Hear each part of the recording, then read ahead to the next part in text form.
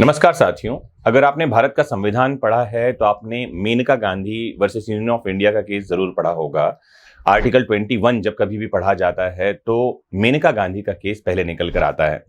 बहुत कम लोगों को पता है कि मेनका गांधी का केस क्या था और इस मामले में क्या निर्णय सुप्रीम कोर्ट ने दिया था। ये बात और है कि लोग ये रट लेते हैं कि Maneka Gandhi versus Union of India right to life and personal liberty यानी आर्टिकल 21 से रिलेटेड है और इसमें कहा गया कि विदेश जाने का अधिकार, राइट टू गो अब्रॉड और मूव अब्रॉड या विजिट फॉरेन कंट्री, ये जो है एक फंडामेंटल राइट है और आर्टिकल 21 के तहत संरक्षित है। आज मैं आपको बहुत डिटेल में समझाने वाला हूं कि मेनका गांधी का केस क्या था, इस मामले में कोर्ट में क्या बातें रखी गई थी और सुप्रीम कोर्ट का क्या डिसीजन था।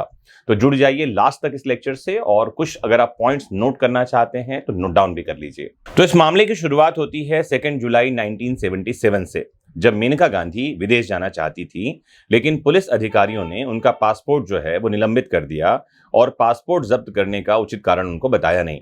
मेनका गांधी यह कहकर कोर्ट जाती हैं कि यह कार्यवाही आर्टिकल 21 का वायलेशन है, उल्लंघन है।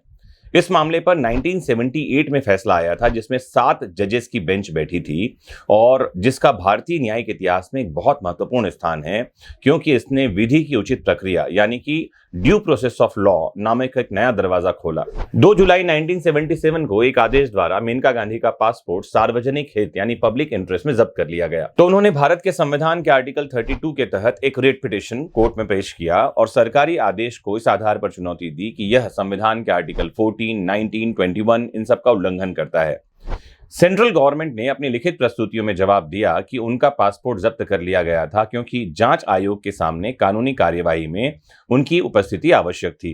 इस मामले में उठाए गए मुद्दों में से एक बात यह थी कि क्या विदेश जाने का अधिकार आर्टिकल 21 के तहत एक अधिकार है, और दूसरा प्रश्न यह भी था कि क्या कानून द्वारा स्थापित किसी भी प्रक्रिया से आर्टिकल 21 के तहत किसी की स्वतंत्रता में कमी की जा सकती है। साथ ही सुप्रीम कोर्ट के सामने प्रश्न यह भी था कि पासपोर्ट एक्ट 1967 के सेक्शन 10 सबसेक्शन 3 आर्टिकल 14 का उल्लंघन करते हैं और नेचुरल जस्टिस के जो सिद्धांत हैं उन पर भी कई सारे सवाल उठाए गए थे। इस मामले में प्रक्रियात्मक नियत प्रक्रिया जिसे ड्यू प्रोसेस कहा जाता है के नियम को स्थापित किया गया, जैसा मैंने आपको बताया था। कोर्ट ने कहा कि विदेश यात्रा का अधिकार व्यक्तिगत स्वतंत्रता का एक हिस्सा है और इसे राज्य द्वारा मनमाने ढंग से नहीं रोका जा सकता। पहले मुद्दे के लिए सर्वोच्च न्यायालय ने निर्णय दिया कि आर्टिकल 21 प्रकृति में बहुत व्यापक है और विदेश यात्रा की अवधारणा आर्टिकल 21 के तहत व्यक्तिगत स्वतंत्रता के दायरे में आती है। दूसरे प्रश्न के लिए कोर्ट ने कहा कि आर्टिकल 14, 19 और 21 एक गोल्डन ट्रायंगल बनाते हैं और ये आपस में जुड़े हुए हैं। तीसरे प्रश्न पर सुप्रीम कोर्ट ने कहा कि सेक्शन 10(3) इंडियन पासपोर्ट एक्ट असंवैधानिक नहीं है क्योंकि यह राष्ट्रीय सुरक्षा यानी कि नेशनल सेफ्टी जो है उसके हित में पासपोर्ट को निलंबित करने, सस्पेंड करने का अधिकार देती है।